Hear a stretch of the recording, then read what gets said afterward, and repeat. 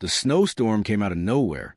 One moment the road was quiet and clear, and the next, thick white flakes were falling so fast that the world started to disappear. The sky turned gray, and the mountains on both sides of the road looked like tall shadows. The woman slowed her car and tightened her grip on the steering wheel. The wind pushed against the doors, and the tires slid a little on the icy road. She told herself to stay calm. She had driven through snow before, but something about this storm felt different. It felt heavier, colder, more lonely. She was returning from a long work trip, tired and ready to go home. The road she had chosen was shorter, but more dangerous in winter. Still, she thought she could make it before the storm became too strong. Now she wasn't so sure. The snow kept falling thicker, and the road ahead was becoming harder to see. She turned on her headlights and drove slowly. The sound of the wind filled the car, and the heater struggled to keep the inside warm. Her phone had no signal out here. No houses, no shops, just trees, rocks, and endless white. Then she heard something.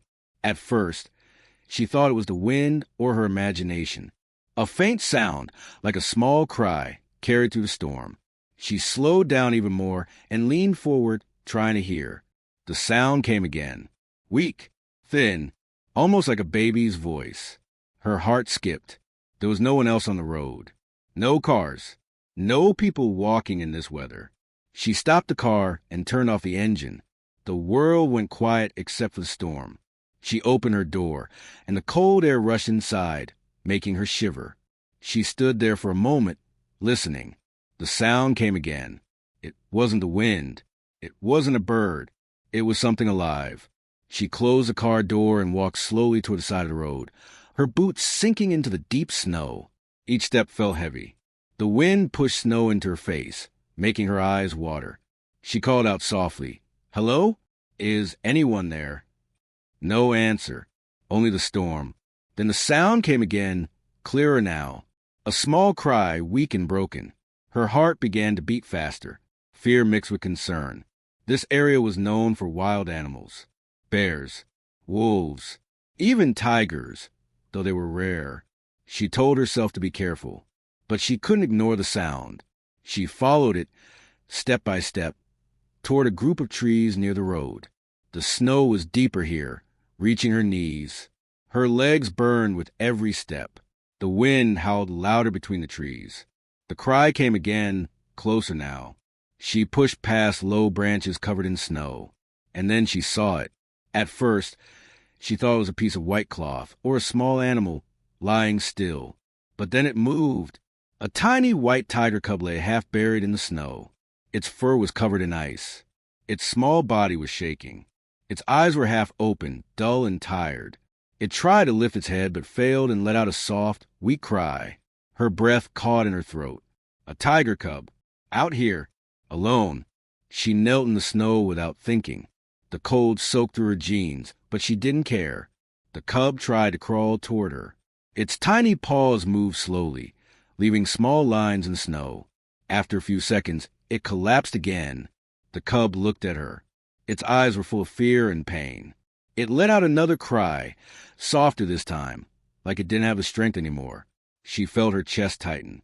She had seen wild animals before, but never something like this. So small, so helpless. Her mind raced. Where was the mother? Tigers never leave their cubs alone like this. Something must have gone wrong. The storm was getting worse. Snow fell faster, and the wind grew stronger. The cub's body was already cold. Its breathing was shallow. She told herself she shouldn't touch it. Wild animals could be dangerous. The mother might be nearby. But she looked around and saw nothing. Only white and trees. The cub cried again. That sound broke her heart. She slowly reached out her hand. The cub flinched at first, then sniffed her fingers weakly. Its nose was cold. Too cold. "It's okay," she whispered. "I'm here." The cub didn't move away.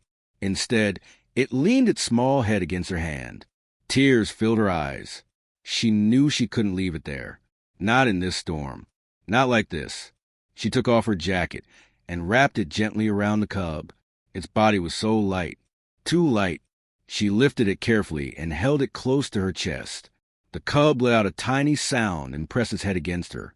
She stood up slowly, struggling to keep her balance in the deep snow. The wind almost knocked her over. She tightened her hold on the cub. "Hold on," she whispered. "Please hold on." She started walking back toward the road. Every step felt harder than the last. Her legs were numb. Her arms were shaking, partly from the cold, partly from fear. The cub's breathing was weak. She could feel its small heart beating fast against her chest. She slipped once and fell to one knee. Snow filled her boots. The cub cried softly. "I'm sorry," she said, her voice shaking. "I've got you. I won't drop you." She forced herself back up and kept going. When she finally reached the road, her car looked like a dark shape in the storm. She hurried to it, opened the door, and climbed inside. She closed the door and turned on the engine. The heater blasted warm air. She held the cub close, rubbing its back gently. "It's okay," she whispered again and again. "You're safe now." The cub's body was ice cold. She could feel how weak it was. Its eyes slowly closed. Fear rushed through her. "No, no, stay awake," she said softly. "Please." She didn't know what to do. There was no signal on her phone. The nearest town was far away. She thought about driving back the way she came, but the storm was getting worse. The road ahead was dangerous too.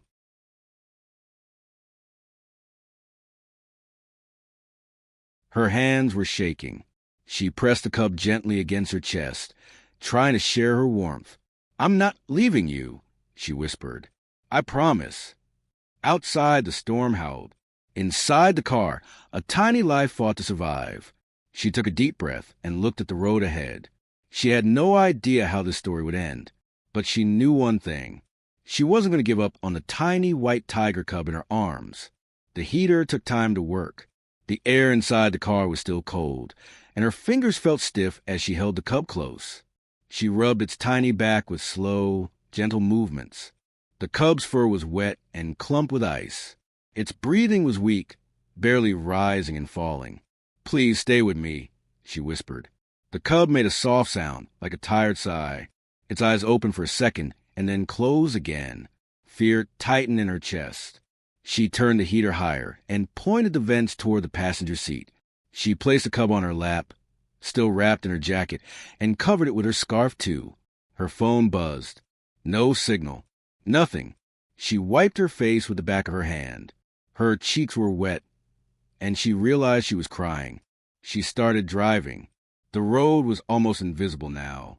Snow covered the lines. The wind pushed the car from side to side. She drove slowly, gripping the wheel with one hand and holding the cub with the other. Every few seconds, she looked down to make sure it was still breathing. "Just hold on," she said softly. "We'll find help." The cub moved its paw and touched her wrist. Its claws were tiny and dull. The touch felt weak, but real. That small movement gave her hope. She drove for what felt like hours, but it was probably only 20 minutes. The storm kept getting worse. The road climbed higher into the mountains. The car slipped once, and her heart jumped into her throat. She slowed down even more. The cub let out a small cry. "I know," she said gently. "I know you're cold. I'm trying." Her mind raced. Where was the nearest rescue center? The nearest town? She had no idea. Then she saw a small wooden sign half covered in snow. Wildlife Reserve, 12 kilometers. Her heart leaped. She turned the car carefully and followed the narrow road toward the reserve. The snow was deeper here. The tires struggled. The engine groaned. The cub's breathing was getting weaker. "No, no," she whispered. "Please don't." She pressed the cub closer to her chest with one hand, while steering with the other. Her eyes burned from the snow and tears. The road was rough and full of turns. Trees leaned close on both sides. The wind howled like something alive. Halfway down the road, the car suddenly jerked and stopped. Her heart dropped. She tried to start the engine again. Nothing. She turned the key again. Still nothing. The storm was so loud, now she could barely hear herself breathe. "No," she said, panic rising in her voice. "Not now. Please." She hit the steering wheel in frustration. The cub let out a weak sound. She looked down at it. Its eyes were barely open. "I won't let you die," she said, her voice shaking. "I promise." She wrapped the cub tighter in her jacket and scarf. She opened her car door. Cold air rushed in like a wall. She stepped out into the storm, holding the cub close. The wind almost knocked her down. Snow covered her hair and face in seconds. She looked around. The road ahead was hidden in white. The reserve was still far away. She started walking. Each step was painful. The snow was deep and heavy. Her boots filled with ice. The cub's body felt even colder now. She held it tighter. "I'm here," she whispered. "I'm not leaving you." The wind pushed her sideways. She almost fell again. Her arms ached. Her lungs burned. She kept going. After what felt like forever, she saw a faint light ahead. Her heart jumped. She walked faster, her legs screaming with pain. The light grew brighter. It was a small building with one window glowing. She reached the door and banged on it with her free hand. "Please," she shouted. "Help. Anyone." The door opened. A man stood there, shocked by the sight in front of him. "What happened?" he asked. "I found a tiger cub," she said, her voice breaking. "It's freezing. Please help." He stared at the cub for a second, then stepped aside. "Bring it in. Now." She stepped inside the warm building. Her legs gave out, and she sank onto a chair. The man took the cub carefully from her arms. Another person came running from the back. "Call the vet," the man said quickly. They laid the cub on a table and wrapped it in warm blankets. She stood there, shaking, her clothes soaked and her hands numb. She watched as they worked around the tiny body. "Is it going to live?" she asked softly. "We'll do everything we can," the man said. She nodded, tears streaming down her face. She had done all she could. Now all she could do was wait.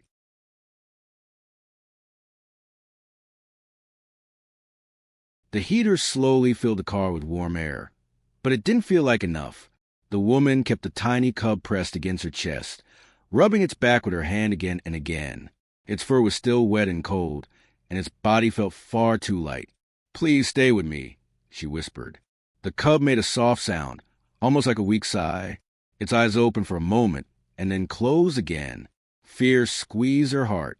She turned the heater higher and pointed the vents toward her lap. She wrapped her scarf around the cub on top of her jacket, trying to trap every bit of warmth. Her hands were shaking. Part of it was the cold. Part of it was fear. She grabbed her phone and checked the signal again. Nothing. No bars. No help. She wiped her eyes and took a deep breath. "Okay," she said softly. "Okay, we'll do this." She started the car and pulled back onto the road. Snow covered everything. The lines on the road were gone. The world outside looked like one endless white wall. The wind pushed the car from the side, making it shake. She drove slowly, gripping the steering wheel with one hand and holding the cub with the other. Every few seconds, she looked down to make sure it was still breathing. "Just hold on," she whispered. "We'll find help." The cub moved its tiny paw and touched her wrist. Its claws were dull and weak. The touch felt light, but it was real. That small movement gave her hope. She drove for a long time. Or at least it felt like a long time. Maybe 20 minutes. Maybe 40. Time felt strange in the storm. The road climbed higher into the mountains. Trees stood on both sides like dark shapes. The car slipped once on the ice. Her heart jumped into her throat. She slowed down even more. "I'm sorry," she whispered to the cub. "I know it's scary." The cub let out a small cry. "I'm here," she said. "I won't leave you." Her mind raced. Where was the nearest town? Where was the nearest rescue center? She couldn't remember. Then, through the falling snow, she saw a small wooden sign on the side of the road. It was half covered in snow, but she could still read it. Wildlife Reserve, 12 kilometers. Her heart leaped. "Thank you," she whispered, not sure who she was thanking. She turned the car carefully onto the narrow road, leading toward the reserve. The snow was deeper here. The tires struggled. The engine made a low, tired sound. The cub's breathing felt weaker against her chest. No, no, she whispered. Please don't. She pressed the cub closer with one hand while steering with the other. Her eyes burned from snow and tears. The road twisted through the forest. Trees leaned close. The wind howled louder. The car suddenly jerked. Then it stopped. Her heart dropped. She turned the key. Nothing. She turned it again. Still nothing. The dashboard lights flickered and went dark. No, she said, her voice breaking. Not now. Please. She hit the steering wheel with her hand. The cub let out a weak sound. She looked down at it. Its eyes were barely open. I won't let you die, she said, her voice shaking. I promise. She wrapped the cub tighter in her jacket and scarf. She opened the car door. Cold air rushed in like a wall. Snow flew into her face. She stepped out into the storm, holding the cub close to her chest. The wind almost knocked her down. She closed the door and looked around. The road ahead was hidden in white. The reserve was still far away. She started walking. Each step was painful. The snow was deep and heavy. Her boots filled with ice. Her legs burned. The cub's body felt even colder now. She held it tighter. I'm here, she whispered. I'm not leaving you. The wind pushed her sideways. She almost fell. Her arms ached. Her lungs burned. She kept going. Every few steps, she stopped to catch her breath. The cub barely moved. Please, she whispered. Stay with me. Her vision blurred. She didn't know how long she walked. Her body felt numb. Her hands were stiff. Her face hurt from the cold. Then she saw something. A faint light. Far ahead. Her heart jumped. She walked faster. Her legs screamed with pain. The light grew brighter. It was a small building. One window was glowing. She reached the door and banged on it with her free hand. Please, she shouted. Help. Anyone. No answer. She banged again. Please. The door finally opened. Warm air rushed out. A man stood there, looking shocked. What happened? He asked. I found a tiger cub, she said, her voice breaking. It's freezing. Please help. He stared at the cub for a second. Then he stepped aside. Bring it in. Now. She stepped into the warm building. Her legs gave out. She sank onto a chair. Another person came running from the back. What is it? The second person asked. A cub, the man said. Call the vet. Now. They took the cub carefully from her arms. They laid it on a table. They wrapped it in warm blankets. She stood there, shaking. Her clothes were soaked. Her hands were numb. She watched as they worked around the tiny body. Is it going to live? She asked softly. We don't know yet, the man said. But you brought it here in time. She nodded. Tears streamed down her face. She had done all she could. Now all she could do was wait.